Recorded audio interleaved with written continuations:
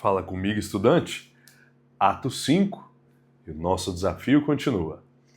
Nós acabamos de ver um episódio onde José Barnabé vende um campo, traz o valor para que os apóstolos fizessem a devida administração e dividissem entre as pessoas necessitadas. Logo em seguida, aparece uma expressão que demonstra um contraste, uma diferenciação entre dois eventos acontecendo no mesmo cenário, com o mesmo objetivo, entre aspas. E a palavra que liga e dá a ideia desse contraste, do objetivo dessas histórias terem sido as duas colocadas juntas, é mostrar um acerto e ao mesmo tempo um erro.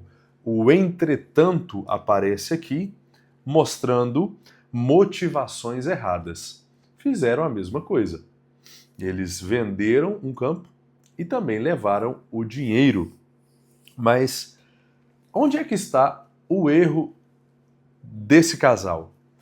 A pergunta que nós temos que responder primeiramente é: será que era obrigado fazer isso? Ou essas doações eram feitas com espontaneidade? Como é que acontecia? Não existia uma obrigação. As pessoas voluntariamente faziam este gesto. Então, a atitude deles que foi condenada aqui não foi pelo fato deles terem ficado com parte do valor e ofertado o restante, mas por conta de uma intenção pecaminosa que estava relacionada à oferta do irmão deles, José Barnabé, no caso. Eles tinham uma espécie de inveja dominando o seu coração e provavelmente viram como as pessoas demonstraram algum tipo de gratidão, como elas agradeceram, como elas se alegraram com aquele gesto de José Barnabé e elas queriam o mesmo, queriam a mesma posição dele. E aí, motivado por esse desejo de projeção, por esse desejo de visibilidade, eles cometeram um pecado da mentira. Vamos supor que tivessem vendido a sua propriedade por 100 mil reais. Eles disseram que venderam por 70 e ficaram com 40 mil para eles gastar, ou 50-50, independente do cálculo que eles fizeram. O ponto é que eles mentiram em relação ao valor, dizendo que tinham ofertado toda a quantia. E para que isso? Para parecerem que era extremamente generosos. Mais uma vez, já era um ato muito legal de bondade, de misericórdia, eles ofertarem qualquer valor, mas eles queriam o ápice do prestígio, do reconhecimento das pessoas, e eles queriam que todos pensassem que eles tinham sido muito generosos. Poxa vida, vendeu a fazenda, não foi para a praia, não comprou roupa nova, não mobiliou a casa. Que legal, esse casal é referência, que bacana. Vocês precisam imitar esse casal, olha só, esse era o desejo deles. E por isso essa ação foi condenada. Uma mentira que nasce de um desejo por projeção. E aí a pergunta que fica para nós nesse momento é: por que Deus decidiu tratar esse casal com tanto rigor? Nós já estamos em um período onde Jesus já veio, tecnicamente nós não temos o mesmo rigor do período antes da sua vinda, onde a lei imperava com uma certa eminência, prioridade, superioridade. E agora acontece esse episódio onde Deus intervém e executa, extermina instantaneamente esse casal, tanto o homem como a mulher. E a resposta está no verso 5 e verso 11, uma palavra pequena, mas que tem um grande impacto. Temor. Por que Deus decidiu enviar 10 pragas no Egito, depois matar os soldados inteiros do exército? Um dos propósitos, como fica claro no livro, era fazer o seu nome conhecido. Ele queria que o seu nome fosse temido através daquele ato de destruição em massa contra a nação mais poderosa do mundo. Ele tinha também o propósito de libertar o povo, como também o propósito de punir aquele povo idólatra, opressor, mas estava nessa lista o propósito de gerar um grande temor no mundo, não só no seu povo, não, mas também nas nações vizinhas. Ele queria se tornar conhecido e gerar esse sentimento.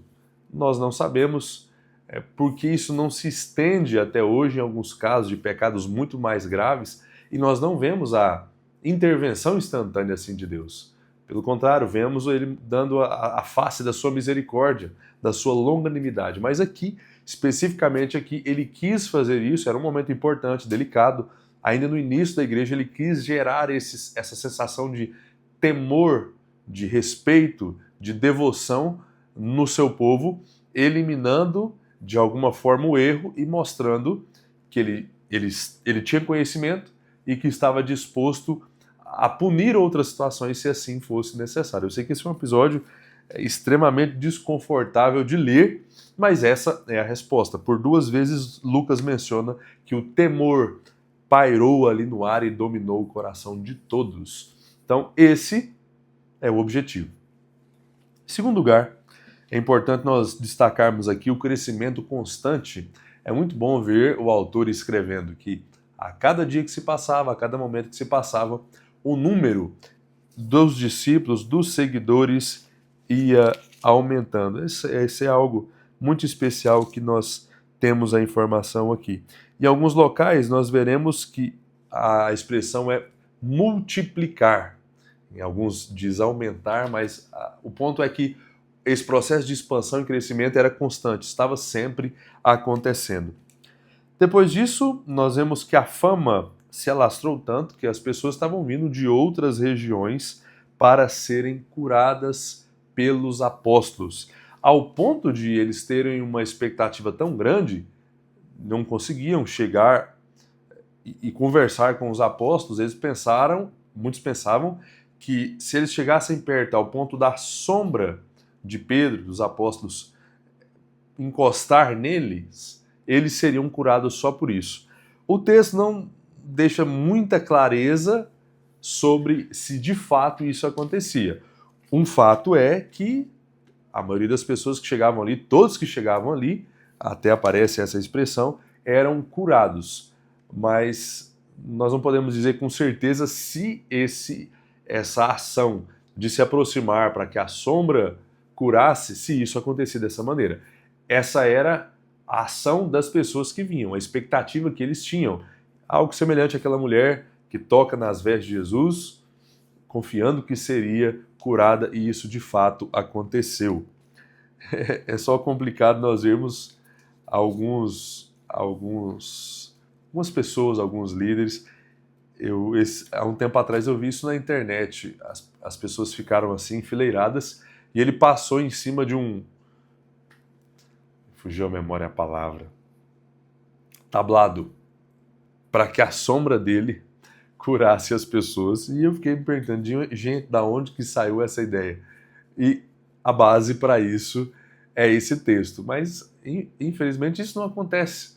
Foi algo único, específico para aquele tempo, onde os apóstolos tinham essa autonomia de Deus, tinham esse poder que foi entregue para eles fazerem coisas sobrenaturais para confirmar a mensagem deles. Eram curados pela sombra? Não podemos afirmar, mas as pessoas acreditavam que isso seria suficiente. Mas no fim acabavam sendo curadas de uma forma ou de outra. Essa fama começou a incomodar ainda mais as autoridades, que novamente prendem os apóstolos. E agora eles levaram todos motivados pela inveja. E não ficaram só na prisão. Eles açoitaram, agrediram, botaram mão nos apóstolos, intensificando cada vez mais o rigor da perseguição. Mas Deus estava do lado deles, proporcionando uma libertação milagrosa. Ele envia um anjo para que as portas fossem abertas sobrenaturalmente ali, e nós vemos aqui a persistência desse povo. O que eles foram fazer no dia seguinte, depois de serem libertados? O texto diz que eles voltaram para o templo e foram pregar do mesmo jeito que estavam fazendo. Não abaixaram a cabeça em momento algum.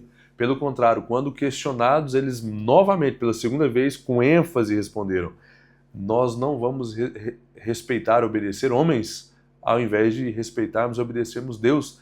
A ordem veio dele, veio do alto, é uma ordem de força maior, nós vamos obedecer e vamos continuar falando sim, queiram vocês aceitar ou não. Nós temos em seguida um embate ali entre Gamaliel e os outros líderes religiosos. Gamaliel demonstrou muita sabedoria, mencionando outros líderes que vieram antes de Jesus, tiveram alguns seguidores, mas após a sua morte, tudo isso sumiu, desapareceu. Só que com Jesus foi diferente. Jesus deixou um legado extraordinário de poder, de autoridade, de sabedoria, de milagres, e isso estava sendo levado adiante pelos seus seguidores. Eles não se acovardaram quando o líder morreu, algo que aconteceu com os dois exemplos citados aqui, Judas e Teudas.